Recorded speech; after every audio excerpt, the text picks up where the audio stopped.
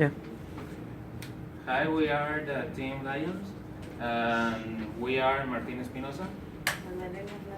Adolfo Maña. Okay, we will talk about the Imperial's new suite. Suite. It was written by Hans Christian Andersen. He was born on April 2 in 1805 in Odense, Denmark.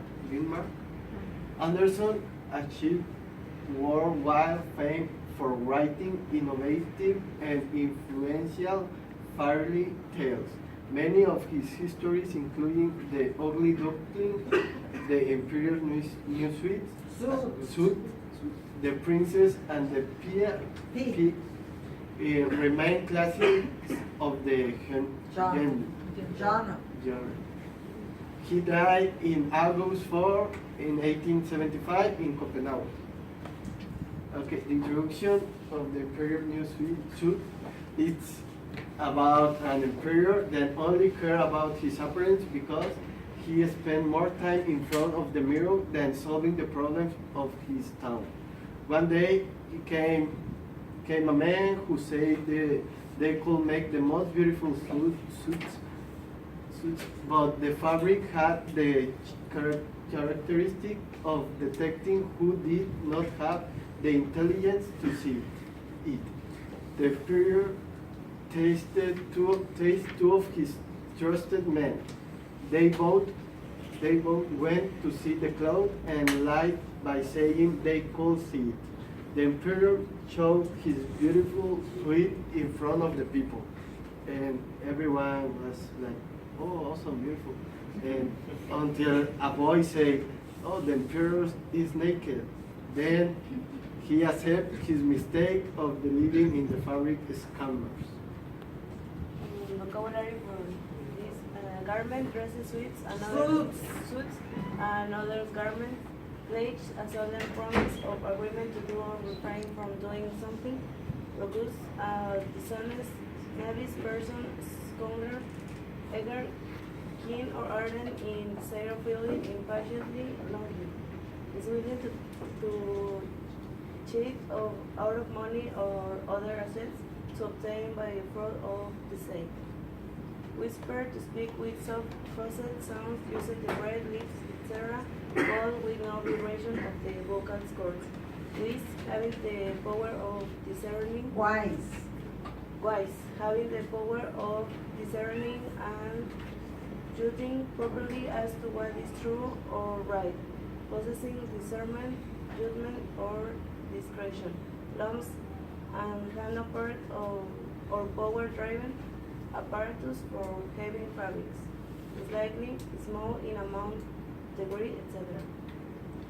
Better to ask for as a gift, as charity, or as a favor. Not to make a slight, quick, downward bending power of the head, as in assent, greeting, or command. Spellbound by auras if by a spell, enchained, entrance, or fascinating. The grammatical structure that we saw in the course are here. Many years ago, there was an emperor, so exceedingly fond of new clothes that he spent all his money on being well dressed. As we can see, here's the verb in past, and their spent is to. The swindlers at once asked for more money, more silk and gold to get on with the wedding. It's in past, as we see in ask. He had a coat for every hour of the day. It's in past. It has my highest approval. It's in present. He even called me heaven. He thought, as his eyes flew wide open. I can't see anything at all. Okay, here can we see direct speech in both parts with the quotation marks.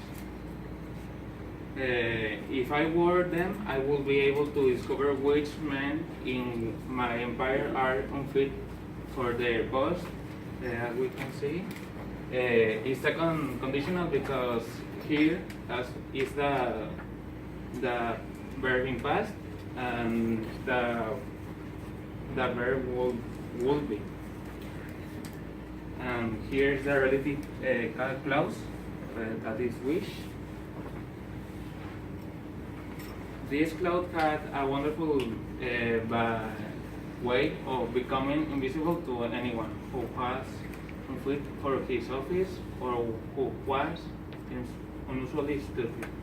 Here is a past and a pronoun as subject, as we can see here, that we saw in the capital in the chapter 12 of the book.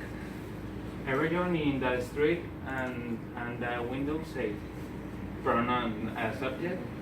If I were to be dressed in the suit made of these clothes, I should be able to find out which men in my empire were unfit for their places. Second conditional, past verb, and should in is past.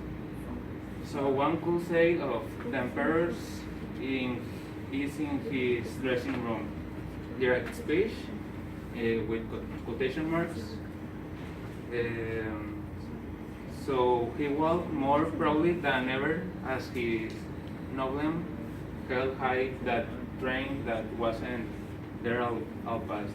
There's past and past in negative. I'd very much like to know how those weavers are getting on with the cloth. So the emperor. He's in direct speech with the quotation marks. And so off went the emperor in processing under his splendid canopy. Past is in past the verb and the preposition phrase. And for conclusion, we always have to say what we think and not regardless of what other thinks of us. And don't show off what you don't have. Don't be blinded by your obsessions. Okay, just careful there. Oh. We always have to say what we think regardless of what others think of us, not and not. That I crossed out. Okay, very good.